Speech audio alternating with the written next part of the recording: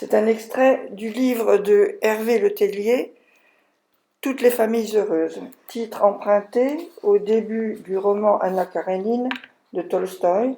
Toutes les familles heureuses se ressemblent, chaque famille malheureuse l'est à sa façon. Mon beau-père respectait toute forme d'autorité, hiérarchique, policière, médicale, et il obéissait d'ailleurs aussi à ma mère. Faible avec les forts, il était tout naturellement fort avec les faibles. Enseignant, il aimait humilier ses élèves, moquer l'un devant les autres. C'était sa façon d'être pédagogue.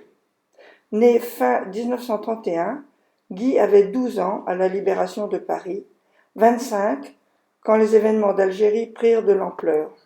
Une génération chanceuse et pourtant bâtarde, à la jeunesse coincée entre l'occupation et la guerre d'Algérie. Il était né trop tard pour collaborer, trop tôt pour torturer. Rien ne prouve qu'il eût fait l'un ou l'autre. Même pour des actes indignes, il faut un peu de trempe. Sans doute n'aurait-il pas su refuser de monter dans un mirador. Ma mère et Guy formaient un cas rare de couple fusionnel sans amour. Jamais elle sans lui, jamais lui sans elle, jamais ensemble. Que Guy mourût ne lui faisait ni chaud ni froid, hormis la perspective d'une vraie solitude au quotidien, dans laquelle elle ne se projetait pas encore. Il importait en revanche qu'on ne la soupçonnât pas d'indifférence. Maintenir les apparences était une activité sociale qui avait de tout temps fortement mobilisé son énergie. Aussi ma mère se rendait-elle tous les jours à l'hôpital, comme, répétait-elle, son devoir l'exigeait. Elle emmenait un sudoku, s'asseyait devant son mari plongé dans le coma, mais l'ennui s'installait bien vite. Elle y résistait un peu, puis elle ne pouvait s'empêcher de quêter auprès d'une infirmière ou d'un médecin, de quoi légitimer son départ prochain. « Je vais devoir rentrer, disait-elle. Ça ne sert à rien que je reste, n'est-ce pas ?»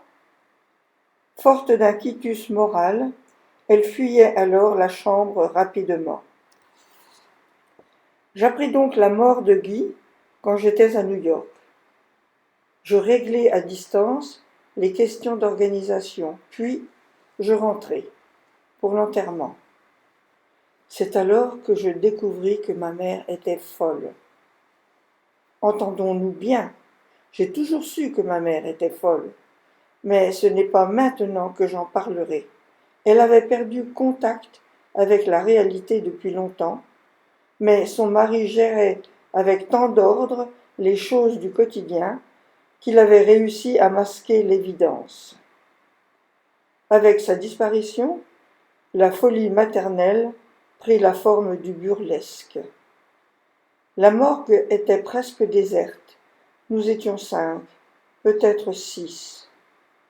Les hommes de la mort, que sont ces messieurs des pompes funèbres, ont leur vocabulaire. Ma mère a le sien, plus immédiat. Ils ne coïncident pas.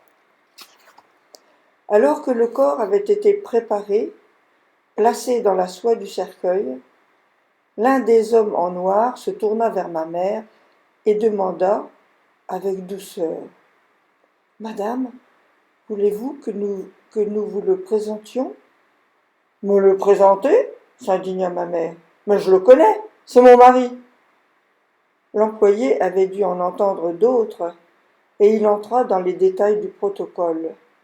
Il voulait savoir si nous souhaitions que le cercueil restât entrouvert, afin que, selon une tradition plutôt morbide, les proches puissent entrevoir une dernière fois le visage de l'être aimé. Mais il le formula ainsi.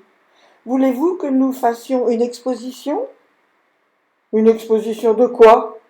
demanda ma mère d'une voix inquiète. Elle ajouta, et cette rationalité la rassura.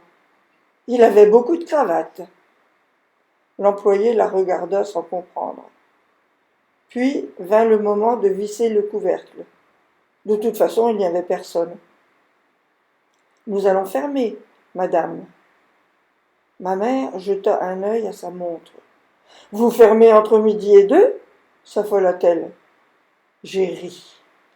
Et c'est alors que j'ai su que j'étais un monstre.